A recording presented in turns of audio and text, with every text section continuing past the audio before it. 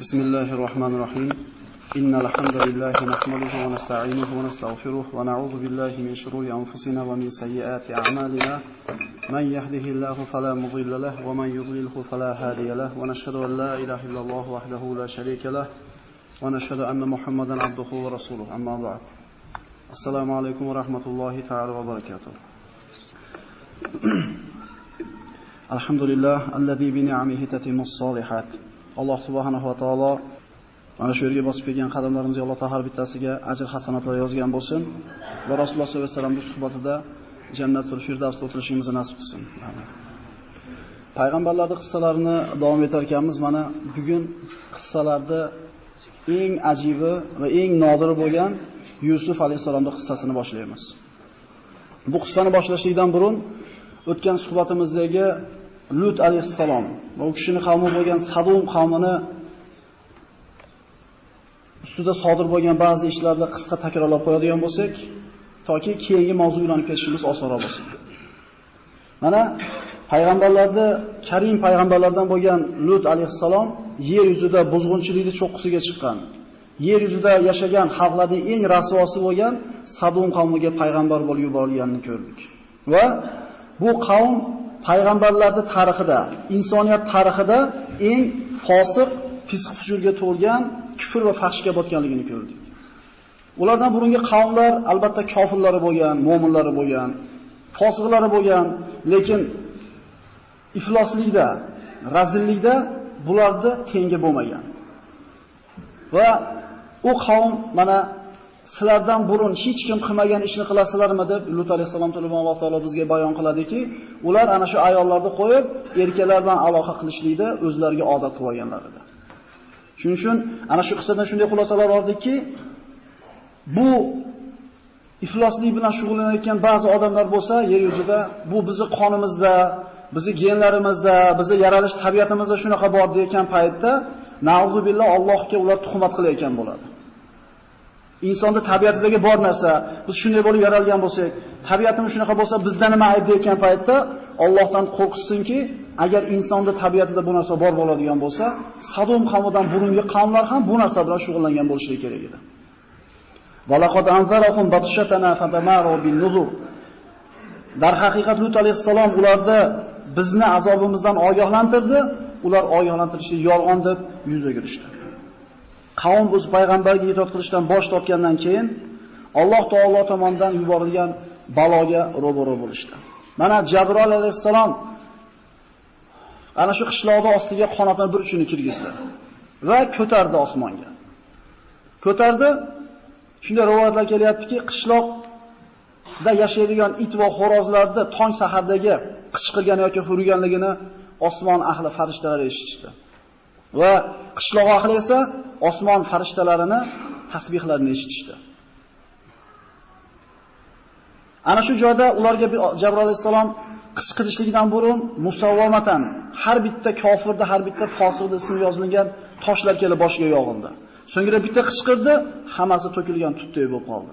Va avvalgi qavmlarga balo kelgan bo'lsa, Samud yoki Od qavmlariga o'xshash qavmlar yer yuzida bir vayron bo'lgan bo'lsa, yerning ustida ularda asarlari qoldi. Mana Samud qavmida gapirgan paytimizda Madinaning shimoliy g'arbida 380 kilometr uzoqlikda ana shularda maskanlari qolgan. Ba'zi bir asoratlari, alomatlari qolgan. Ana shularni ko'rib ibratlanishligimiz uchun. Lekin bu qavmda asarlarini ham Alloh taolo yer yuzida qoldirmadiki, ana shu qishloqni Jabroil alayhisalom ko'targan holatda to'ntarib yerga tashladi. Toki bunaqa fisq, bunaqa fujur yerning ustida alomati ham qolmasin. Mana hammamiz bilamiz, hayvonlarga ana shu bir vabo kasali tegadigan bo'lsa, sibirskiy yazva deymizmi va boshqa kasallar. Ana shu kasalga uchragan hayvonni o'ldirilib, kuydirilib, kuli 7-8 metr chuqur kavlab ko'mib ustidan turpoq tortiladi, toki yerning betida qolmasin. Shunga o'xshamaydimi? Yoki shayton degan lain bor ekan, insonlarni vasvasa qilishlikda qiyomatgacha vasvasa qilishlikka Allohga va'da bergan ekan. Ana shu qavm yo'q bo'lib ketgandan keyin ham mana ishni davom etkizgan boshqa haqlar bo'ldi. Mana hozirgi kunda ham dunyo miqyosida gapiradigan bo'lsak, bularning ham o'zlarining haq-huquqlari bor. Shundaymi? Inson haq-huquqlari va hokazo shunga o'xshagan chiroyli bir shiorlar bilan Ba'zi o'lkalarda o'zlarining jamiyatlari bor. Ularda haqlari ham himoya qilingan, lekin bizning islomimizda, Qur'onimizda bu narsa juda bir razil ish ekanligini Alloh taolo mana Lut alayhisolamning qissasini bayon qilib bizga buni ko'rsatgan bo'ldi. Halok bo'lganlarning ichida Lut alayhisolamning ayoli ham bor edi. Alloh taolo Qur'oni Karimda yukhrijul hayya minal mayyiti va yukhrijul mayyita minal hayy. Alloh tirikdan o'likni chiqaradigan, o'likdan tirikni chiqaradigan zot deb o'zini sifatlaydi. Ya'ni yaxshi odamning bolasi albatta doim yaxshi bo'lavermas ekan. Yomon odamning bolasi ham doim yomon bo'lishi shart emas ekan. Alloh aytibdi, tirikdan o'likni chiqaraman deydi. Ya'ni tirik jonivorni o'ldirsangiz o'lik bo'ladi. Endi o'likdan tirikni chiqaraman deganda biz ko'raylik ana shu tuxumni, o'lik narsa edi. Lekin tirik bo'lib chiqmayaptimi? Ana shu mangizni olaylik, daraxtni mangizini. Agar shuni yeb olsangiz yo'q bo'lib ketadi, lekin ekib qo'ysangiz uni chiqmayaptimi? Ulamolar shunga yana bir ishora qilishar ekanki, Alloh o'likdan tirikni chiqaradi degan oyatda yaxshi odamning bolasi yomon ham bo'lib qolishligi mumkin. Yomon odamning bolasi yaxshi bo'lib qolishligi ham mumkin. U kimning qo'lida? Alloh taoloning qo'lida. Farzandlarimizga Allohni tanitib tarbiya beramiz, lekin yana qo'rqamiz, Parvardigor adashtirib qo'ymagin ularni. Otasi kofir edi Ibrohim alayhisalomda, bolasi payg'ambar bo'ldi. Otasi payg'ambar edi Nuh alayhisalomning o'g'lini, bolasi kofir bo'ldi. Qiyomat kunida Alloh taoloning huzurida hech kimga hech qanday bahona qolmas ekanki, meni otam yomon desa, bitta payg'ambar keltirilar ekan misol. Meni bolalarim yomon desa, yana bitta payg'ambar misol keltirilar ekan. Ayol kishiga meni erim zolim edi, erim fosiq edi, ibodat qilishga qo'ymas desa, Fir'avnning ayoli Osiyo onani misol qilinar ekan. Seni ering Fir'avnchalik zolim edi. Bir odam xotinim yomon edi, xotinim menga yo'l bermas desa, mana shu ikkita payg'ambar keltirilar ekan. Lut alayhisalomda xotini nima edi? Kofir edi. Zaraballohu masalan lillazina kafaru imrata Nuh va imrata Lut kanata tahta abdayni min ibadina solihayn fa khanatahuma. Alloh kofir bo'lgan kimsalarga Nuh va Lut alayhissalomlarni xotinlarini misol qilib keltirdi. U ikkala ayol Allohning solih bandalarining ostida edi. Erlari payg'ambar edi, lekin xiyonat qilishdi.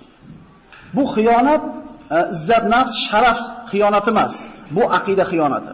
Payg'ambarlarning hayotida, payg'ambarlarning nasli nasabida sharaf, or-nomus xiyonati bo'lishi mumkin emas. Alloh taolo bu narsadan saqlagan. To'g'ri, Lut alayhisalomning ayoli kofir edi. Qavmini fisq fujuriga Lut alayhisalomning sirlarini olib chiqib aytib, ularga yordam beradi, lekin o'zi zino, fahsh bilan shug'ullanmagan edi. Payg'ambarlarning nasli bu narsadan pokiza hisoblanadi. Demak, eri payg'ambar bo'lsa ham, agar xotini ana shu payg'ambar bo'lgan erni e'tiqodi bo'lmasa ekan, hech qanday asqatishlik bo'lmaydi. Rasululloh sollallohu alayhi vasallam qizi Fotimaga aytadi, "Qizim" deydi, "bitta xurmo bilan bo'lsa ham sadaqa qilib, o'zingizni jahannamdan uzoqlashtirib oling. Chunki qiyomatda Muhammadning qizi ekan deb qarab o'tilinmaydi" dedi. Otamiz xor oladimi, opa-dadamiz eshon o'tganmi bo'ladi-yu bizda. Men palonchilardanman, po'kinchilardanman deb. Hatto Rasulullohning farzandi aytayapti, "O'zingni o'zing saqlab ol" deyapti. Men hech narsa qila olmayman u kunda deyapti. Anbiyolar nasli fahshdan pok bo'ladi. Lut va Sadum qavmi o'rtasida bo'lgan ishlar mana Ibrohim alayhisalomning tiriklik paytida yuz berdi deb aytdik. Mana endi bugungi qissaga o'tamiz. Bu Yusuf alayhisalom qissasi. Alloh taolo Qur'onda marhamat qiladi. Nahnu naqussu alayka ahsanal qasasi bima awhayna ilayka hadal Qur'an va in kunta min qablihi laminal ghafilin. Bu qissada ikkita payg'ambar, Ishoq, Yaqub ibn Ishoq va Yusuf ibn Yaqub, Yusuf va Yaqub alayhisalomlarning qissasi haqida so'z ketadi. Qur'ondagi eng go'zal, eng shirin qissa mana shu desak xato qilgan bo'lmaymiz. Bu qissa bitta surada boshlanadi, shu surada tugaydi. Hech qaysi Qur'ondagi boshqa payg'ambarlarning qissalari bunaqa kelgan emas. Yusuf surasi Makkiy suralardir. Mana bilamiz, Qur'ondagi suralar ikkiga bo'linadi. Makkiy va madaniy suralar.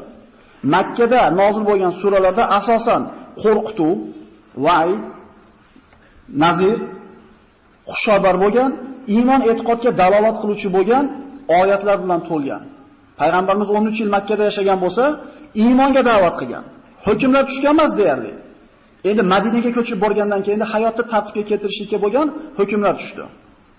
Makki suralarda asosan qattiqlik, oxiratdan qo'rqitishlik degan mavzular bor. Lekin bu sura Makkada tushishligiga qaramasdan bunda o'quvchi uchun bir rohat bor, halovat bor, huzur bor. Nimaga bunaqa?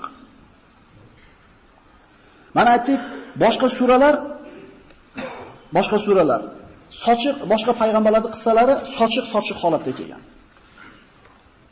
Mana masalan ana shu Musa alayhisalomni gapiradigan bo'lsak, Qur'onda 73 ta o'rinda bo'lingan Musa alayhisalomning qissasi. Agar uni bir chekkadan tafsir kitoblarida ko'p bo'lishiga qaramasdan Musa alayhisalomning qissasini jamlab bir narsa tayyorlayman degan odam qiylanadi. Chunki 73 ta o'rinda kelgan. Qur'onda bir chekkasidan oladigan bo'lsak, Baqara surasidan boshlanadigan bo'lsa, sigir voqeasidan boshlanadi. Alloh taolo sigir so'yishlikka buyurdi deydi. Sigir so'yishgacha chakanish bo'lganmi? Ular qani? 24 ta, 25 ta suradan yig'ish kerak bo'ladi 73 ta o'rindan. Bir sura keladi, 5 ta oyat Yunus alayhisalom haqida kelib turib, shart to'xtaydida Musa alayhisalomga o'tib ketadi. Shart to'xtaydida Shuayb alayhisalomga o'tib ketadi. Lekin bu sura bir boshlandi, uzilmadi.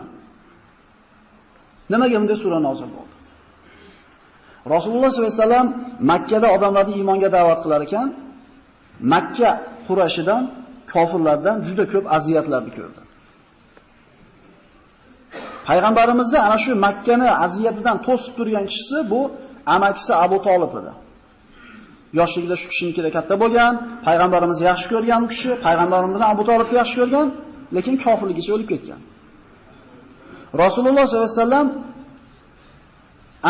ana shu Qurayshdan himoyachisi bo'lgan Abu Talib vafot etgandan keyin, suyangan, ishongan bitta odami vafot etgandan keyin, 3 kundan keyin Hadija onamiz vafot qiladi. Ya'ni payg'ambarimizga tirik bo'lib turgan ikkita odam 3 kun ichida vafot etadi. Ko'ngli cho'kib, inson mahzun bo'lib turgan paytda uni ko'nglini ko'taradigan bir ikki og'iz shirin gap gapiradigan birodari bo'lsa, qanaqa bir yaxshi narsa. Qo'ying endi o'tib ketadi bu kunlar ham. Sabr qiling deydigan bo'lsa, shu gapni eslatish kerak. Biladi sabr qilish kerakligini. Biladi o'tib ketishi, lekin shu gapni kimdir aytish kerak. Endi agar shu taskin berayotgan odam so'zga usta odam bo'lsa, qanaqa bo'ladi taskini? Agar bu taskin berayotgan odam sizga haqiqatan yaxshilikni ravo ko'rib, so'zga usta bo'lib, Allohning ilmidan xabardor bo'lib turib taskin bersa, qanaqa taskin bo'ladi bu? Payg'ambarimizga bu sura taskin bo'lib tushdi. Alloh taolo payg'ambarimizni ko'ngli cho'kib turgan paytda ko'nglini yumshashligi uchun, ko'nglini ko'tarishligi uchun dori qilib tushirdi bu surani. O'shuning uchun Makka da tushgan suralardan Yusuf surasining farqi shunda. Ato rahimahulloh aytadi, mahzun, bir qalbida g'ami bor odam Yusuf surasini o'qir ekan, albatta bir huzurni, rohatni topadi bundan. Bu sura biz hali kirishganimiz yo'q suraga. Biz bu surani boshqa suralardan farqi, fazilati, narx haqida gaplashyapmiz. Ya'ni eshitishlikdan burun nimaligini tushunib olaylik, toki mazasini yaxshiroq tushunaylik. Toki uyqusiramay o'tiraylik akalar. Hud surasidan keyin nozil bo'lgan. Hud surasida asosan mana Samud, Lut, Hud ana shu qavmlarning hikoyalari keladi. Va bizga ma'lumki, Nuh alayhisalomda ham, Hud alayhisalom, Solih alayhisalomlarda ham qavmlari vayron bo'lgan. Bir qavm keldi, payg'ambar yuborildi, iymon keltirmadi, vayron qildi. Payg'ambar keldi, qavm kofir bo'ldi, vayron bo'ldi. Ana shundan keyin tushgan sura Yusuf surasi qalbga taskin beradigan, qalbga huzur bag'ishlaydigan sura bo'ldi. Payg'ambarimizning himoyachisi Abu Talib vafot etdi. Orqasidan Hadija onamiz vafot etdi. Hadija onamiz haqida Rasululloh sollallohu alayhi vasallam umrining oxirigacha yaxshi so'zlarni so'zlagan. Hadislarda keladi, Rasululloh sollallohu alayhi vasallam marhamat qilganlar, kamula minar rijali kathir va lam yakmul minan nisa'i illa arba. Erkaklardan juda ko'pi deydi, kamolatlik darajasiga, komillik darajasiga yetdi. Ya'ni Allohga roziga yetishdi dunyoda o'zida. Payg'ambarlar, nabiylar, siddiqlar, shahidlar, avliyolar juda ko'p bo'ldi erkaklarda, lekin ayollardan faqat 4 tasi kamolat darajasiga yetishdi deydi. Ulardan Osiyo zavjati Fir'avn. Fir'avnning ayoli Osiyo. Va Maryam binti Imron. Imronning qizi Maryam, Iso alayhisolamning onasi. Va Hadija binti Huvaylid va Fatima binti Muhammad. Mana shu 4 ta ayol mukammal, komila ayol bo'ldi deyildi. Ana shu Hadija onamiz vafot etgandan keyin payg'ambarimiz har kuni bir eslab qo'yardi yaxshilik bilan. Hattoki mana Oysha onamiz, Abu Bakrning qizi payg'ambarimizning ayollari Rasulullohda deydi, xotinlarining ichidan faqat Hadijaga rashk qilardim deydi. Kunlarda birida Rasululloh sollallohu alayhi vasallam Hadija undoq edi, Hadija bundoq edi deb zikr qilgan paytda Oysha onamiz achchig'i kelib ketdi. "Ha nima endi? Bir qari kampir edi-da. Alloh sizga undan yaxshirog'ini berdi" deganda Rasululloh bu so'zidan qattiq bir achchiqlanib, yuzlari qizarib ketdiki, "Yo'q" dedi. Allohga qasam, hargiz undan yaxshisini bermadi. Odamlar menga kofir bo'lganda birinchi o'rin iymon keltirdi. Odamlar mendan o'zini mahrum qilganda moli bilan himoya qildi va Alloh faqat Hadijadan farzandlarni menga berdi dedi. Mana shu yaxshi ko'rgan ikkita odamidan ayrilib payg'ambarimizning ko'ngli cho'kib turgan paytda Alloh taolo Yusuf surasini nozil qildi. Va mana shu yil Amul Huzn, qayg'u yili deb nomlandi. Ya'ni bu sura nozil bo'lib, go'yoki Alloh taolo xafa bo'lmang, albatta g'am, qayg'udan keyin yengillik keladi degandek edi. Fa inna ma'al usri yusra. Albatta bitta qiyinchilikda yonida ko'p yengilchiliklar bo'ladi. Bu surada ibrat, dars va mau'izalar karvoni keldi. Imom Qurtubiydan Alloh taolo Qur'onda bu qissalarni darajama-daraja go'zal suratda birin-ketinlik bilan nozil qildi.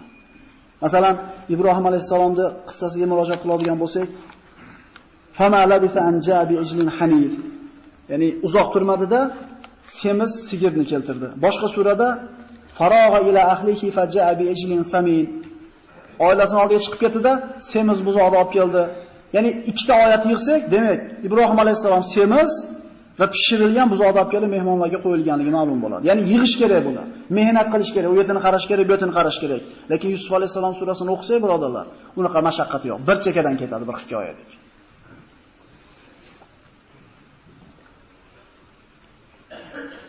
Imom Qurtubiy aytadi, Yusuf alayhisalom qissasi Yusuf surasidan boshqa o'rinda kelmadi. Bo'linmadi.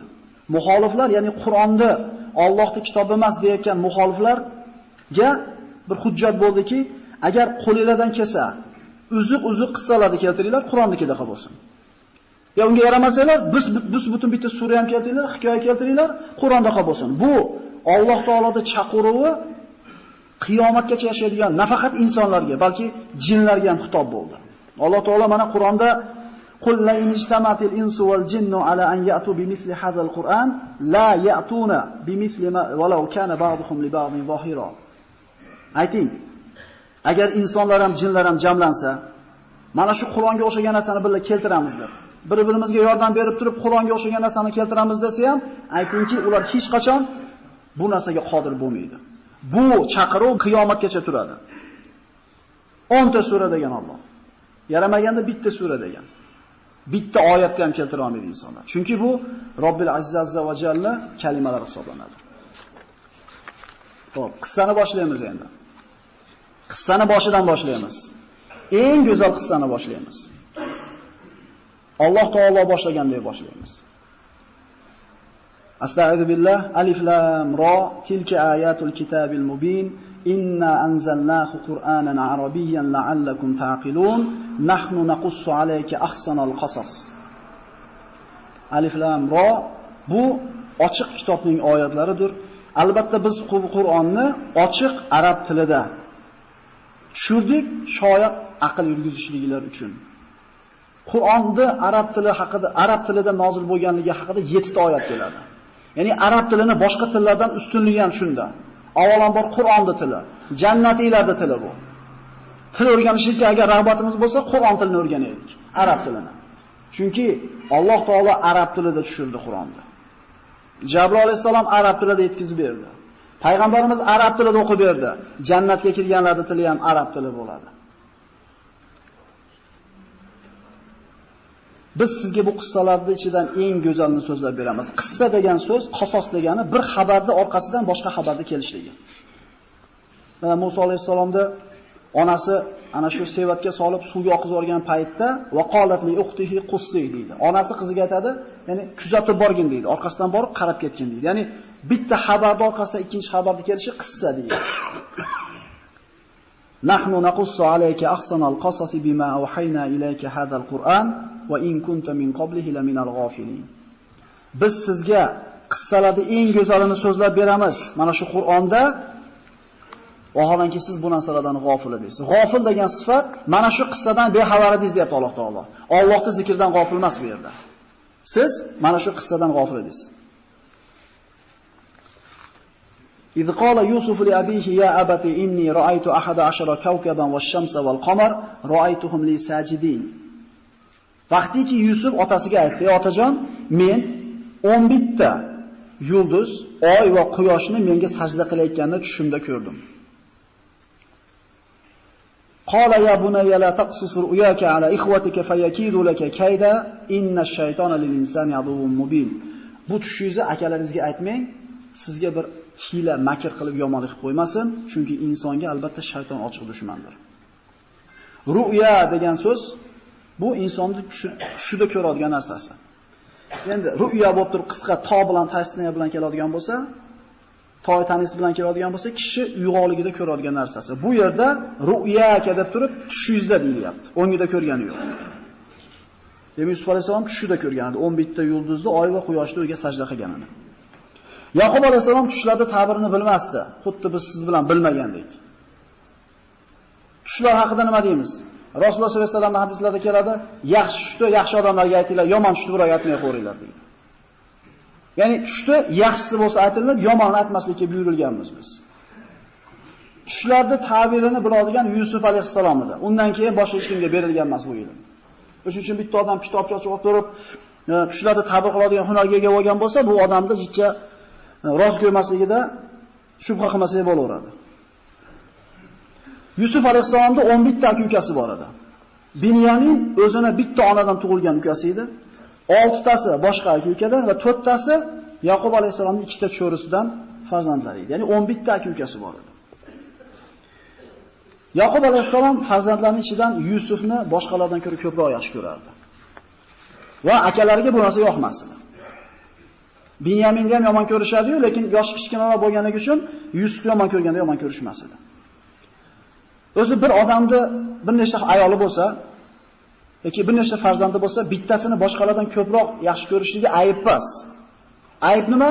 Buni bildirib qo'yishlik. Albatta 4 ta bolangiz bor, 5 ta bolangiz bor, bittasini ko'proq yaxshi ko'rasiz. Bu haliga qalbda bu boshqarolmaysiz bu narsani. Bittani ko'proq yaxshi ko'rishingiz haq, lekin buni bildirmaslik kerakki, to boshqa farzandlar o'rtasida bir-biriga nisbatan adovat degan hissi uyg'otib qo'ymasin. Lekin Yaqub alayhisalom bu narsani oshkor qilar edi. Ya'ni bir soat ham yonidan ketishligini xohlamasdi Yusuf alayhisalomda. Va kazalika yajtabika robbuka va yuallimuka min ta'vilil ahadith. Yaqub alayhisalom ana shu tushdi ta'birni aytib davom etkazadiki, Alloh sizni dedi, tanlab olar ekan dedi. Akalaringiz ichidan, butun yer yuzida yashayotgan hozirgi davrdagi odamlarning hammasini ichidan tanlab oladi, sizga tushlar ta'birini o'rgatadi. Va otalaringiz Ibrohim, Ishoqqa bergan ne'matini, otangizga bergan payg'ambarlik ne'matini sizga to'liq qilib beradi. Ya'ni tushlarda ta'birni o'rgatadi.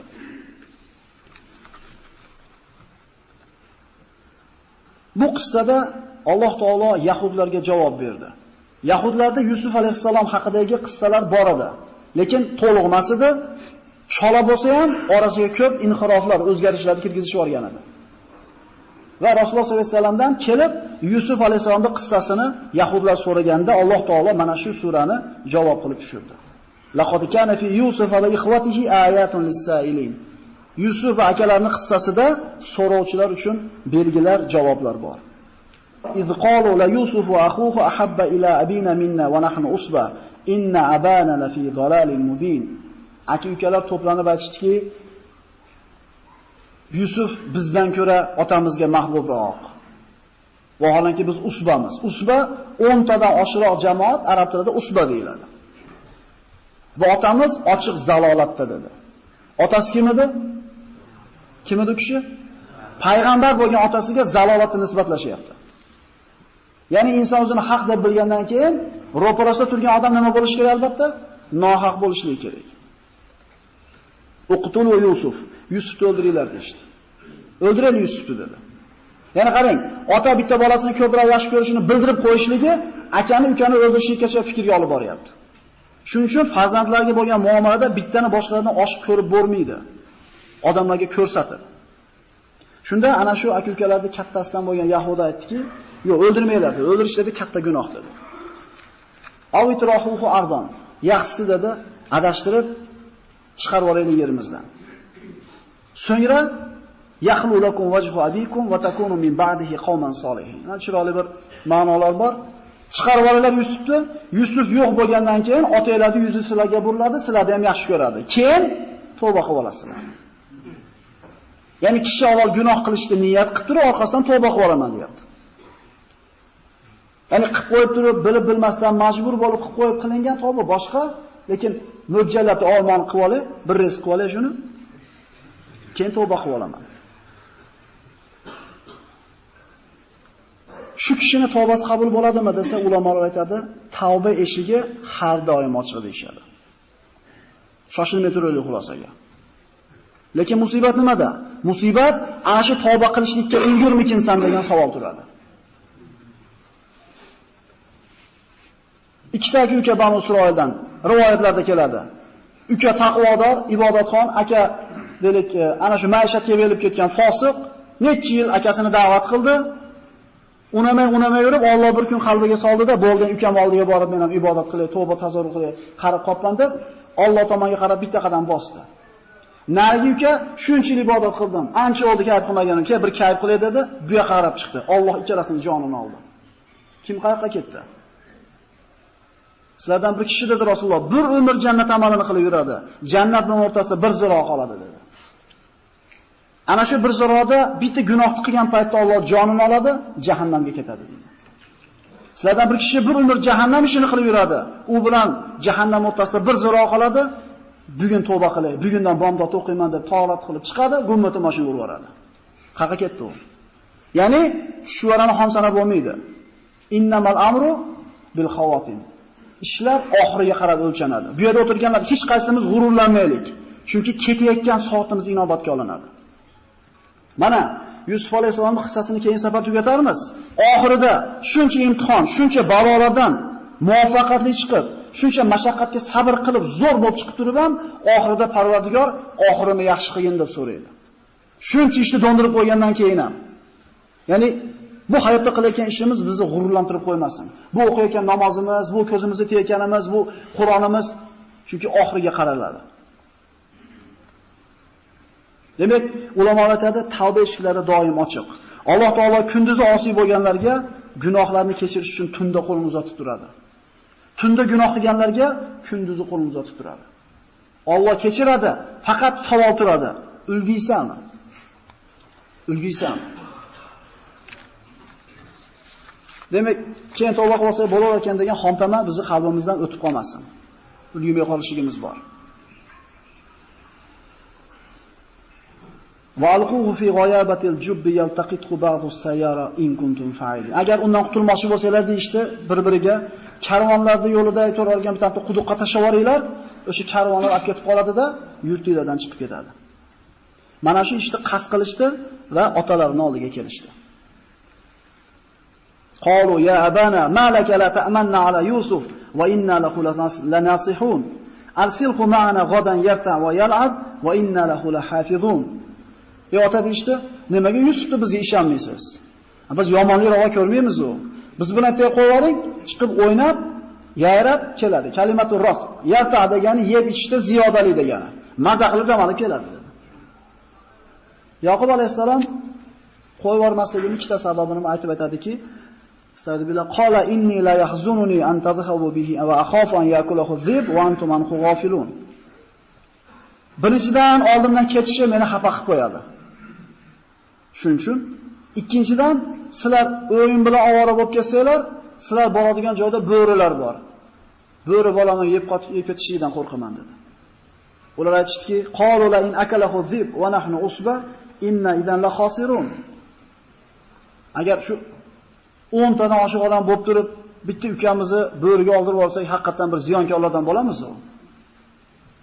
Xullas, talabida turib olishdi, unamaslikka qo'ymasdan olib ketishdi. Ana shu Yaqub alayhisolamning ko'zidan uzoqlashishligi bilan so'kishdi, urushni boshlaydi. Chunki unga bo'lgan nafrat, adovat qattiq edi. O'ldirishni niyat qilishuvdi. Uni oldida so'kish yoki urishlik hech narsa emas.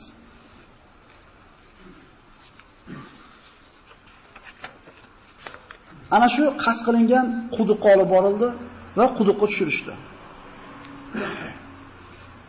G'oyabatul jub. Bu kishi tushganda ko'rinmay qolishlik darajadagi chuqurlik. Yusuf alayhisalom ipga osilib turib quduqqa tushirishdi. Quduqni ichida tosh bo'lar edi. Odamni tushirishgan paytda ana shu toshni bosib turib suv olib chiqaradi tevaga. Ana shu toshga o'tkazib qo'ydi Alloh taolo. Ana shu toshni chiqarib qo'ydi. Agar suv quduqda ko'p bo'ladigan bo'lsa, suvga tushar edi. Lekin Alloh taolo suvni ham ozaytirib qo'ydi. Hali keladi bu Alloh taoloning ko'rsatgan mehribonliklari. Eslab qolaylik shu yerdan. Va wahayna ilayhi latunabbi'annahum bi amrihim hada wa hum la yash'urun. Hali quduqdan chiqasiz. Akalaringizga hali bu so'zni xabarini ham yetkazasiz. Lekin ular sezmaydi degan xotirjamlikni Alloh taolo tushirdi. Shunda yoshi 12 da bo'ladi. Yusuf alayhisalom.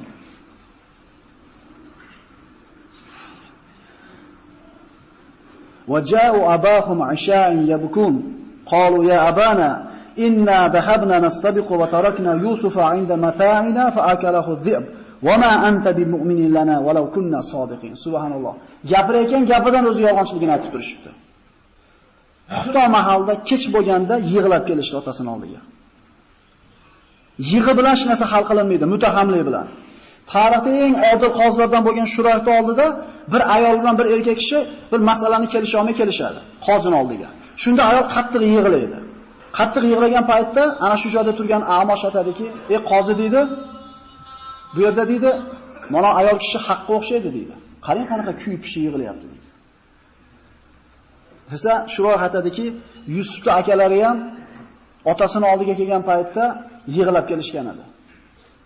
Yig'i bilan hukm qilinmasin, adolat bilan hukm qilinsin. Agar yig'i bilan, mutahamlik bilan hal bo'lib ketadigan bo'lsa, haliga usta odamlar, san'atkor odamlar, haq bo'lib ketaveradi. Rasululloh sollallohu alayhi vasallam aytganlar, ikkita odam muammo bilan kelsanglar, biringlar ikkinchilardan so'zga usta bo'lsanglar, nariga odam haq bo'lib turib, bu chiroyli bayon qilganligi uchun men insonman men ham. Bunga hukm qilib bermay, Allohdan qo'rqinglar, haqni gapiringlar degan. Demak, hukm bu qo'shningizni, o'zi monargi mahallada edi. U qo'shni talab olinmaydi. Ota deyishdi, biz bir-birimiz bilan yugurib musobaqa o'ynab ketib qolibmiz. Yusufni o'zi matolarimizni oldi qoldiribmiz, bo'ri yeb ketibdi. Endi biz rost gapirsak ham ishonmaysizlar bizga deyishyapti. So'zga qaranglar. "Va ma anta bi mu'minin lana va law kunna sodiqin." Rost gapirsak ham ishonmaysizlar baribir deyishyapti. Ya'ni nima degani bu? Biz hozir yolg'on gapiryapmiz degani.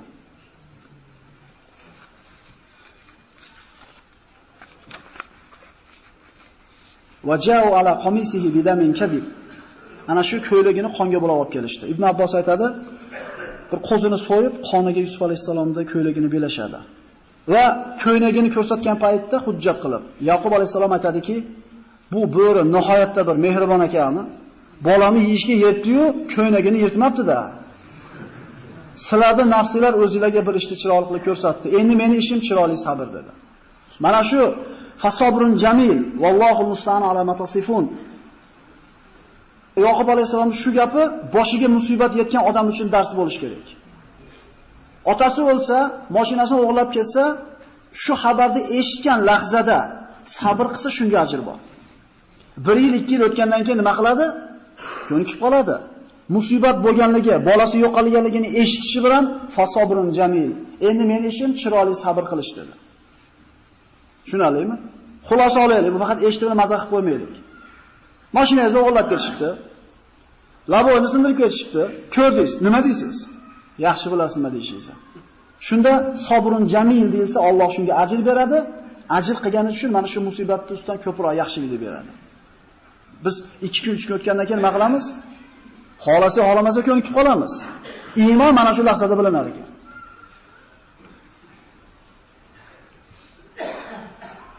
وجاءت سيارة فارسلوا واردهم فأتلى دلوى قال يا بشرى هذا غلام وأسروه بضاعة والله عليم بما يصنعون. Endi qissa Yusuf alayhisolamning o'zining oldida qoladi. Ana shu Madyandan Misrga ketayotgan tijorat karvoni suv olib kelgan odamini quduqqa jo'natishdi. Idishini tushirganda tortdi, suv ilashtirdi, Yusuf alayhisolam osilib olgan edi. Og'ir tortib chiqardi. Chiqqanda ya Bushro dedi. Ya Bushro degani inson xursand bo'lib ketganda chiqib ketadi og'zidan. O'sha so'z bizning tilimizda. Ya'ni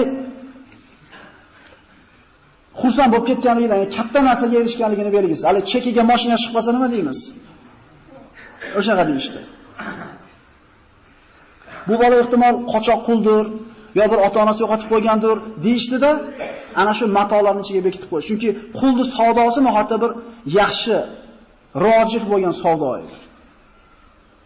Misrga olib borishdi, va sharohu bi thamanin baxsi darahima ma'dudatin va kanu fihi min az-zahidin. Misrga olib borishdi va shoshilganlaricha arzimagan pulga sotishdi. Sharo sotdi, ishtaro sotib oldi. Ya'ni Abdulloh ibn Abbos aytgan ekanki 20 dirhamga sotdi degan ekan. Va kanu fihi min az-zahidin. O'zi muhtoj emas bu pulga ular deyapti. Insonni to'ymasligiga ishora berdi. Ana shu paytda inson Yusuf alayhisolamning yoshi 12 deydi. Yusuf alayhisolamni Misrni vaziri, iqtisod vaziri sotib oladi. Aziz deyiladi mana. Aziz degan kalima u paytda podshohning vazirlariga beriladigan, xususan iqtisod vaziriga beriladigan nisbat bo'ladi. Va qala allazi ishtarahu min Misra li imratihi akrimi maswa asa an yanfa'ana aw nattakhidahu walada. Yusufni sotib olgan kishi Misrlik ayoliga aytdiki, bunga yaxshi muomala qilgin. Ajar emas bizga foydasi deb qolsa yoki farzand qilib olsak.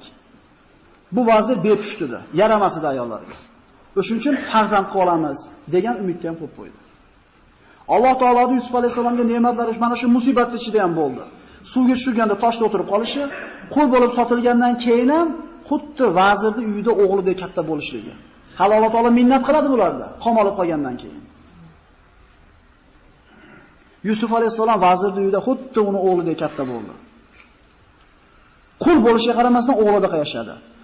Vazirning uyidagi qasrning idorasini Yusuf alayhisolam qo'liga oldi. Hunarli ham bo'ldi, ilmli ham bo'ldi biz aytmoqchi. Lekin qul edi. Qullarga qanaqa muomala qilinadi? Va kazalika makkanna li Yusuf fil ardi va linu'allimahu min ta'wil al ahadith wallohu g'olibun ala amrihi walakin aktharun nasi la ya'lamun. Shunday qilib biz Yusufni yer yuzida makkannahu zo'r joylashtirib qo'ydik. Va biz unga tushlar ta'vilini ilmini berdik. Alloh taolo o'zining ishida g'olibdir, lekin insonlarning ko'pchiligi buni bilmaydi.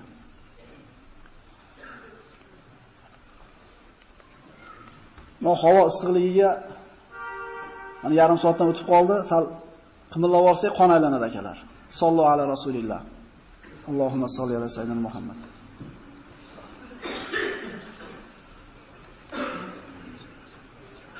Walamma balagha ashuddahu ataynahu hukman wa ilma wa kadhalika najzil muhsinin. U balog'at yoshiga yetgandan keyin biz unga hikmatni va ilmni ato etdik. Muhsin bo'lgan bandalarimizni mana shunday mukofotlaymiz.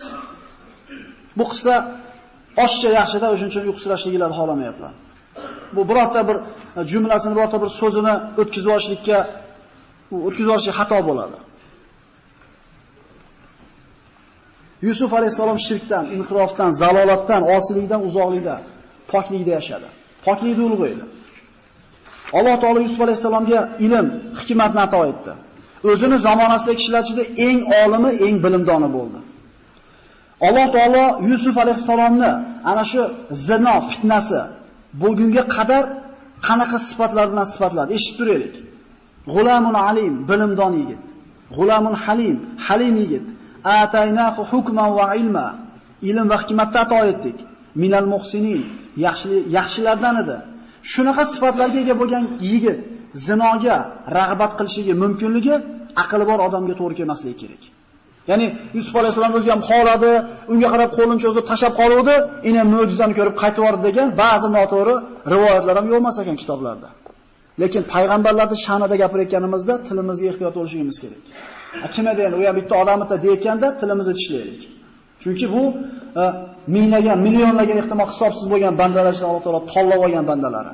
Ular haqida gapirgani ehtiyot bo'laylik. Al ulama va warasatul anbiya degan Rasululloh.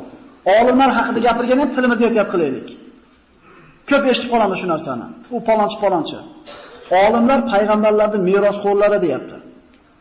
Ana shu merosxo'rlari bo'lgan olimlar haqida gapirganda ham ozgina hurmat saqlaylik, birodarlar. وراودت التي هو في بيتها عن نفسه. Yusuf alayhisalom 17 ga kirganda necha yil o'tdi? 5 yil o'tdi. Alloh taolo husniga husn, chiroyga chiroy qo'shdi. Yusuf alayhisalomda go'zal bo'lgani haqida juda ko'p eshitganmiz. Lekin bu go'zalligini biz tasavvurimizga sig'dira olmaymiz. Mana payg'ambarimizdan bir hadislar keladi, olimlarning ta'rifi keladi mana shu hadisga, eshitib turib aql bovar qilmaydi. Rivoyatlarda shuna kelar ekanki, Yusuf alayhisalom 17 ga kirganda bir devorning yonidan yursa, yorug'i, jamolini, nuri devorda akslanardi deyiladi. Shu darajada chiroyli bo'lgan. Lekin nima bo'lganda ham Yusuf alayhisalomda chiroyi hech kimga berilgan emas. Rasululloh sollallohu alayhi vasallam Merojga ko'targanlarida Yusuf alayhisalom bilan uchrashgan ana shu osmonda. Va aytgan Rasululloh laqad utiya shatral jamal berilgan ekan u kishiga dedi. Nima endi shatral jamal? Mana shu shatral jamalda mufassirlar shuni ta'riflashar ekanki, Alloh taolo go'zallikni chiroyli yaratib ikkiga bo'ldi degan ekan. Yarmini mahluqotlarga tarqatdi. Odamlar, hayvonlar, qushlar, baliqlar, tabiat. Yarmini necha milliardga bo'lib tashlanganda qanaqa chiroyli odamlar bor. Qanaqa chiroyli bir hayvonlar, chiroyli bir tabiat manzaralari bor. O'sha chiroyli ko'rgani shahardan tashqariga chiqmayapmizmi sayl qilib? Endi butun mahluqotlarga, qiyomatgacha yashaydigan odamlarga sochib qo'yilgan chiroyli teng yamini o'zi olgan Yusuf qanchalik chiroyli bo'ladi? Subhanalloh. Endi u chiroyli yaratgan Alloh o'zi qanaqa chiroyli ekan. Va fi zalika falyatanafasil mutanafisun. Mana shu narsada musobaqa o'ynaylar, musobaqa qilsanglar deb Alloh taolo. Nimada? Allohning diydorini ko'rishlikka bo'lgan musobaqada biringlar ikkinchilardan o'zinglar deyapti. Biz nima qilyapmiz? Biz har qanday narsada musobaqa o'ynaymiz. Kiyimda, pulda bilamiz endi. Lekin mana shu narsada nima qilmaymiz? Musobaqa qilmaymiz. Bitta nuqta. Shu nuqtadan bu yoqqa qarab yursa inson zo'r yashaydi, bu yoqqa qarab yursa qiyin yashaydi. O'zidan holi xarobroq bo'lgan odamlarga qarasa zo'r yashaydi. O'zidan holi tijorat, dunyo matosi ko'proq bo'lgan odamga qarab yashasa, hayoti mashaqqatdan iborat bo'laveradi. Shunday emasmi? Musobaqa o'ynaydi odamlar. Alloh taolo mana shu narsada musobaqa o'ynaylar deyapti. Palonchi mana qilibdi, men buni qilmadim. Palonchi bolasi mana qilib beribdi, sen qilib bermading. Palonchini bolasi moncha Qur'on yodlabdi. Palonchini bolasi moncha bir hadis yodlabdi. Nimaga sen yodlamaysan demaymiz. Chunki farzandlarga qo'ygan o'lchamiz ham qanaqa? Ma deydi, ot bolalanchida deydi, yarovli bola chiqdi deydi. Nimasi uchun yarovligu? Toparman bo'ldi-da.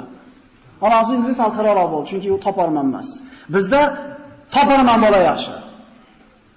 Hali o'lganda ko'ramiz, qaysi bolamizdan ko'proq ajr bo'lar ekanmiz.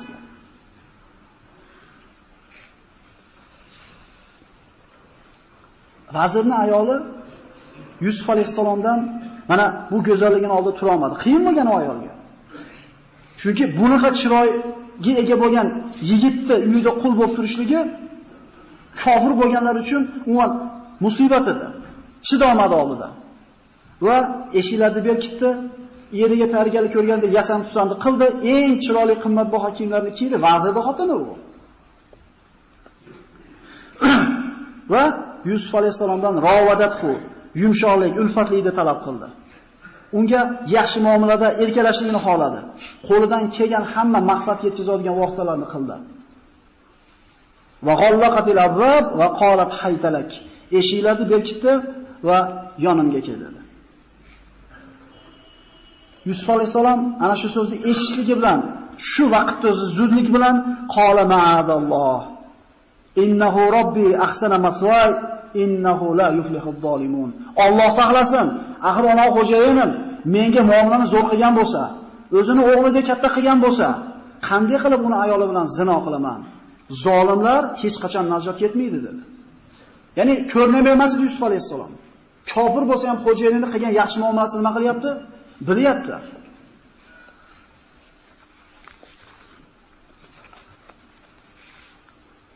Fahsh, zino, zulm insonda albatta halokatga olib boradi.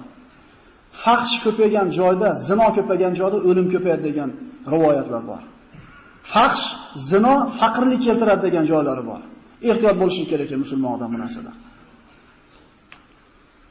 Ya'ni Alloh taolo Yusuf alayhisolamga bergan shuncha fazildan u kishi bu ishga avvalidan qarshi bo'ldi. Xo'jayinining yaxshiligini unutmagan edi. Qanday qilib bu narsalar xabardor bo'lgan kishi fahshga qo'l ursin. Va laqad hammat bihi va hamma biha. Mana lug'atdan xabari bo'lgan odamlar ikkala kalima bir xilga o'xshaydi. Hammat bihi unga tashlandi, unga qo'lini uzatdi. Va bu muannas jinsida kelayotgan bo'lsa, hamma biha. Ham kalimasi bir arab tilida shunday bir nozik tilki, bitta so'z bir joyda oq ma'nosini bersa, yana bir joyda qora ma'nosini berishi mumkin. U qaysi kalimalarda o'rnida kelishligiga bog'liq. Arab tilining murakkabligi ham shunda.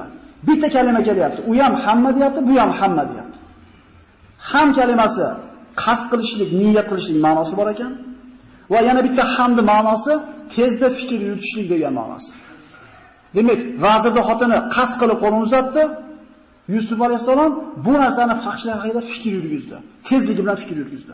Mana shu yerda aytsakki, agar Ahmad ushab qolmaganda nima bo'lardim? Yiqilib tushardim. Demak, nima bo'pti? Yiqilmabmanmi? Laqad hamma bihi va hammat biha laula arra burhana robbih. Agar Robbisining hujjatini ko'rmaganda deyapti, ehtimol qasd qilishi mumkin edi. Demak, qasd qilgani yo'q. Tushuntiradimi misol bilan? To'yilib ketdim, shunday yiqilib ketayotgandim, Ahmad ushab qoldi meni. Demak, men nima qilmoqman? Agar Ahmad ushab qolmaganda yiqilib tushardimmi? Agar Allohning mo'jizasini devorda ko'rmaganida, ehtimol qasd qilishi mumkin edi deyapti bu yerda. Demak, qasd qilgan emas. Ba'zi mufassirlar Yusuf va ana shu ayol bilan yotishga harakat qildi, keyin Allohning mo'jizasini ko'rgandan keyin bundan qaytdi degan so'zlar bor, bu to'g'ri emas. Ro'zador odam kunduz sig'ida ko'chada oqayotgan suvni ko'rib turib, shundan ichsam degan xayol o'tadi kallasidan, shunday emasmi? Lekin ichmaydi. Ro'zador bo'lganligi uchun. Lekin xayolidan o'tadi. Yusuf alayhisolamning xayolidan o'tishlikka ham fursat bo'lmadi. Tashlangan paytda Alloh taolo shunday mo'jizani ko'rsatib qo'ydi, orqaga qochishlikdan boshqa narsani topmadi. Alloh taolo bandasini saqlasa, shuna qilar ekan. Qilsammi, qilmasammi degan fursat ham bo'lmadi. Alloh shart mo'jizani ko'rsatdi, xayolga kelib ham ulgurmadi bu narsa. Yana qaytarib aytamiz, Alloh saqlaydi bizni. Biz Alloh tomonga qarab bitta qadamni bosamiz, Alloh ikki qadam bizga qarab bosadi. Allohga to'ngab, Alloh insof bersa namoz o'qiyman deyotgan odam jichi insof qilsa. Suvga bir qadam bossangiz, yana bir qadam yaqinlashasiz. Turib olsangiz turaveradi suv ham. Shuning uchun insondan birinchi qadam bo'ladi, Alloh taolo bandani hidoyat qiladi. Mana endi hozirgi kelgan betimiz keyingi suhbatga tayyorlab qo'yilgan. Buni boshlasak yana kirishib ketishimizga to'g'ri keladi. Vaqtimiz poyoniga yetib qolgan bo'ldi. Inshaalloh keyingi suhbatda Yusuf alayhisalomni ana shu devorda ko'rgan burxoni hujjati nima edi? Ana shu joydan to'xtatamiz va ana shu joydan keyingi suhbat inshaalloh davom etkazgan bo'lamiz. Assalomu alaykum va rahmatullohi va barakatuh.